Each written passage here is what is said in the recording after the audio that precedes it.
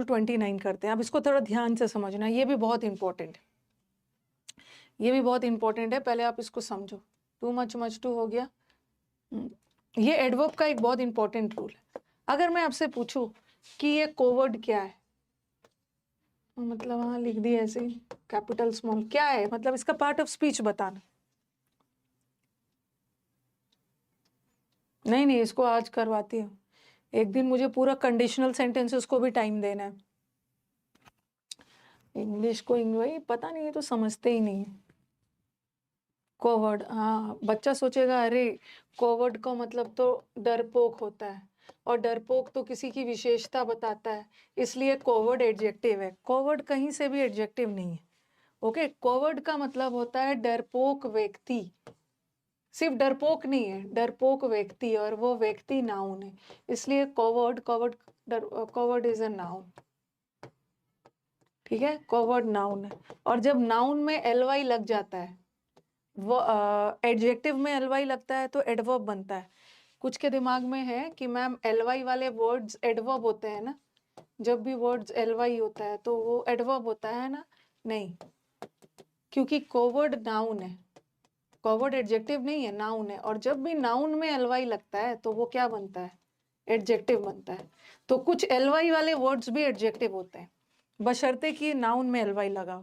अगर वर्ब में अगर एडजेक्टिव में एलवाई लगता है ना, जैसे क्विक, क्विक एडजेक्टिव है, ठीक है, स्लो एडजेक्टिव है, और ये सब में एलवाई एलवाई लगा दूंगी ना तो वो एडवर्ब बन जाएगा।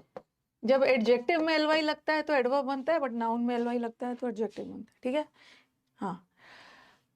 इसका एक कोवर्डली वाला आता है, देखो कोवर्ड से कैसे कैसे क्वेश्चन आएगा। एक तो लिख देंगे he is a coward boy, he is a coward boy, डरपोक बॉय, ये गलत है। ठीक है, कि कॉवर्ड अपने आप में नाउन है और बॉय भी तो नाउन है। जब कॉवर्ड का मतलब ही है कि कोई डरपोक व्यक्ति है तो फिर से बॉय लगाने की जरूरत नहीं है। सिंपली क्या लिखना है, he is a coward, boy मत लगाना,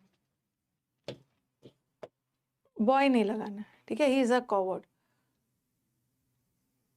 ठीक है, और कॉवर्डली एडजेक्टिव होता है। ठीक है, कॉवर्डली एडजेक्टिव होता है। अब इससे एरर कैसे आते हैं बता रही हूँ। ठीक है, ये वाला अब कहाँ से एरर आता है, ये देख लें। कॉवर्ड के साथ ना बॉय, जैसे मैंने लिखा माइजर, माइजर का मतलब कंजूस नहीं है, माइजर का मतलब है कंजूस व्यक्ति, तो माइजर नाउन हो गया। और जब नाउन में एलवाई लगता है, माइजरली का मतलब है कंजूस, इसका मतलब होता है डरपोक। ये डरपोक व्यक्ति, और कॉवर्डली का मतलब होता है डरपोक, और ये विशेषता बता रहा है तो ये एडजेक्टिव है, एडवर्ब नहीं। और माइजरली का मतलब है कंजूस, और माइजर का मतलब है कंजूस व्यक्ति। ठीक है, तो ये माइजरली एडजेक्टिव हो,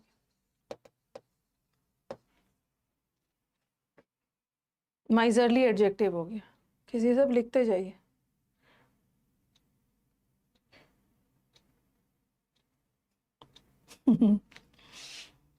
अगर कोई ऐसा लिख दे वो एक कंजूस व्यक्ति है, तो मैं ऐसा लिख दूं ही इज अ माइजर मैन, गलत है ना, क्योंकि माइजर का मतलब ही होता है कंजूस व्यक्ति, फिर से मैन क्यों लगाओगे यार, माइजर अपने आप में नाउन है, तो मैन हटा दो, सिंपली लिखो he is a coward, he is a माइजर।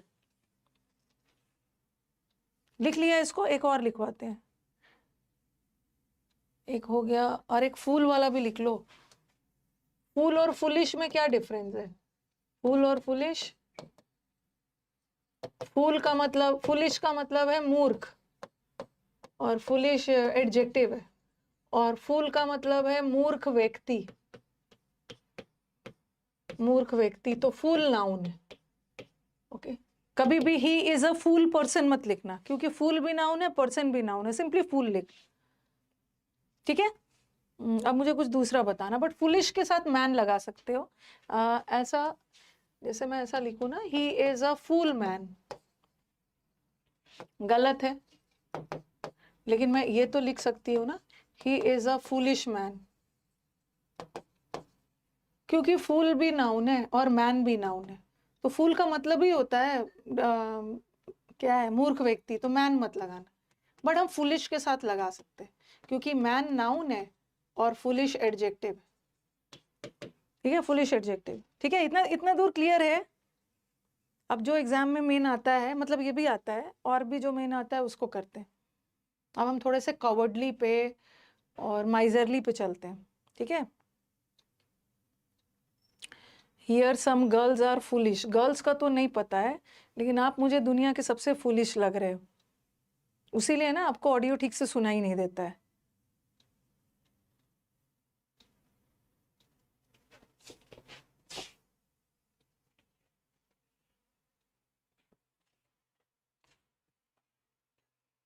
हाँ, अब एग्जाम में ऐसा क्वेश्चन आएगा, ही बिहेव्ड कवर्डली, उसने बहुत डर पूर्वक बिहेव किया, ऐसा लगा देंगे, ठीक है।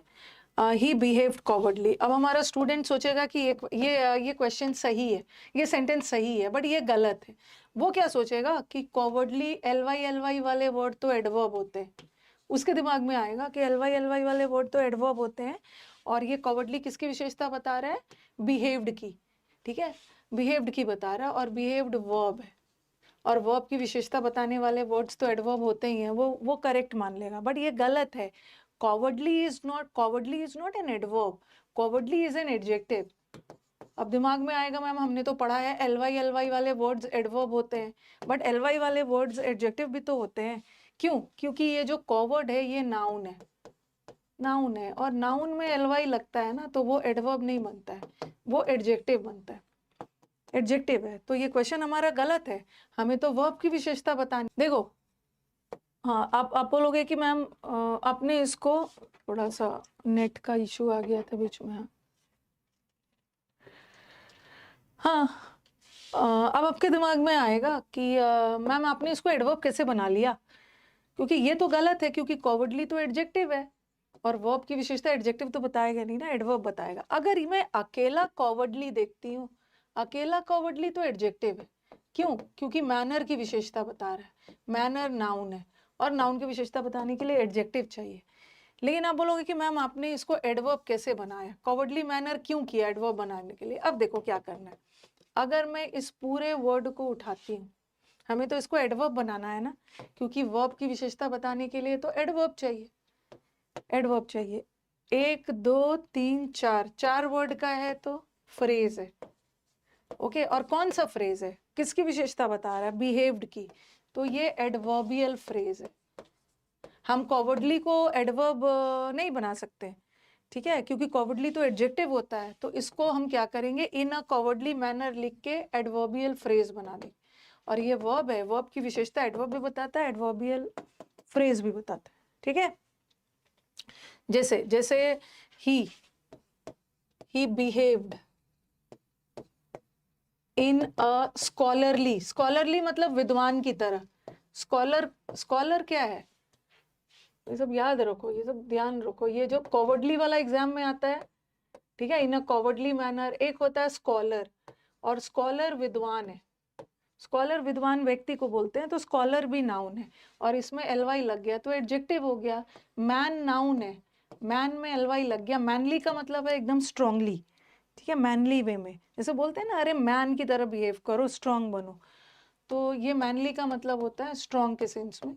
तो ये जो सारा वर्ड है ना एल वाई वाला, ये सारे एडजेक्टिव्स, क्योंकि ये सब नाउन में एल वाई एडजेक्टिव, नाउन में एल वाई एडजेक्टिव, ये सारे एडजेक्टिव्स है। और जब हमको इसका एडवर्ब बनाना होगा ना, तो हम क्या लगाएंगे, ही बिहेव्ड कवर्डली नहीं होगा, ही बिहेव्ड इन अ कवर्डली मैनर, ठीक है, ही बिहेव्ड इन अ कवर्डली वे भी कर सकते हो, या कवर्डली मैनर भी कर सकते हो, ठीक है, ही बिहेव्ड इन अ स्कॉलरली वे या स्कॉलरली मैनर, ये सब करोगे तो ये बन जाएगा एडवर्ब फ्रेज, ठीक है, एडवर्ब फ्रेज का काम करेगा।